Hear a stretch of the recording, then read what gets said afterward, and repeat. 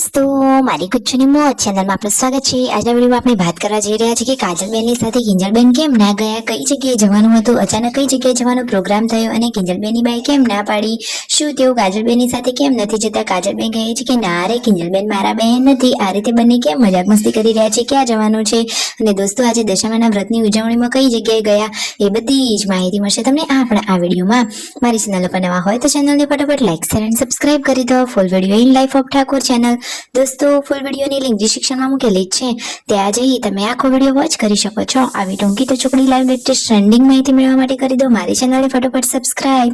તો ચાલો દોસ્તો વધારે રાહ ન જોતા આપણે વિડીયોની શરૂઆત કરી દઈએ। તમે વિડીયોમાં લાઈવ જુઓ કે પૂનમ ભાભી અને કાજલબેનની બા આજે થાર ગાડીની સવારી લઈને ઉપડ્યા છે, ઘણા બધા જગ્યાએ જવાનું છે ત્યાં તો દશામાના વ્રતની ઉજવણી વાળી જગ્યાએ જવાનું હતું, ત્યાં પહોંચી ગયા છે। જો ફાઇનલી ત્યાં જમણવાર ચાલુ હતું તો માતાજીના આ વ્રતની ઉજવણી સરસ રીતે થઈ ગઈ છે।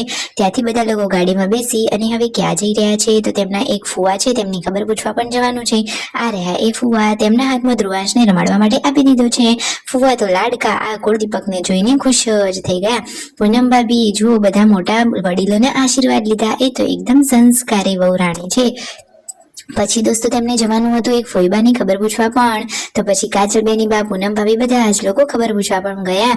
આજે તો એક સાથે ઘણા બધા કામ બતાવી દીધા। જુઓ તો ખરા અહીંયા બધા મહેમાનો ઘરમાં બેઠા હતા અને પૂનમ ભાભી કહે છે કે ચાલો હવે જઈએ। કાજલબેનની બા જે થાર ગાડીમાં આગળ બેસી ગયા છે, પછી તેઓ વડનગર સિવિલમાં આવી ગયા છે અને ત્યાં આ ફોઈબાને એડમિટ કરેલા હતા। તેમને ડાયાબિટીસની તકલીફ હતી તો પગની આંગળીઓ કાપવી પડી હતી। જુઓ તો ખરા કે જેવી તકલીફ છે, અરે દોસ્તો એ તો જેના ઉપર વીતે એને ખબર પડે। જુઓ તો ખરા કે અચાનક આ ઘરમાં માંદગી આવી જાય એટલે આખું વાતાવરણ જ કેવું થઈ જાય। પૂનમ ભાભી કાજલબેન બધા જ લોકો ખબર પૂછીને પછી ઘરે આવ્યા તેમના મમ્મીને કહ્યું બધા જ બોલમણા બતાવીને આવ્યા તો એ કહે છે કે સરસ ખૂબ સારું કામ કર્યું। અને આજે સાંજે જમવામાં પૂનમ ભાભી બનાવી રહ્યા છે મસ્ત મજાના સંભારિયા, એના માટે તેઓ જુઓ આ ડેટીને સાફ કરી રહ્યા છે ને આ બાજુ બધું મિક્સ શાક અલગથી બની રહ્યું છે। આજે ઘરે બે શાક બનવાના છે અને આ શાક બનાવવાના છે કાજલબેનની બાને તેમના પપ્પા। અરે વાહ, તો આ શાક ખાવા માટે બધા લોકો આતુરતાથી રાહ જોઈ રહ્યા છે। કહે છે કે સંભારિયા નહીં મળે તો ચાલશે પરંતુ શાક તો ખાવું જ પડશે। કાજલબેનની બાના હાથના શાકનો વઘાર તો બધા લોકોને બહુ જ ગમે છે, એકદમ ટેસ્ટી શાક બનાવે છે બેની બા દરેક કામમાં એક્સપર્ટ છે। ઘર કામ કરવાનું હોય, રસોઈનું કામ હોય, બધા જ કામમાં એક્સપર્ટ, એટલે જ આપણા કાજલબેનની બા જુઓ પિયરમાં તે ખુશ રહે તો ભાઈઓ પણ ખુશ। જુઓ બેની બાને કોઈ જાતની કશી જ તકલીફ પડવા દે એવા છે જ નહીં। જુઓ તો ખરા આજે તેમના પપ્પા અને આ દીકરી બા એટલે કાજલબેન સાથે મળીને શાક બનાવી રહ્યા છે, એ પણ દેશી સ્ટાઇલથી ચૂલા ઉપર।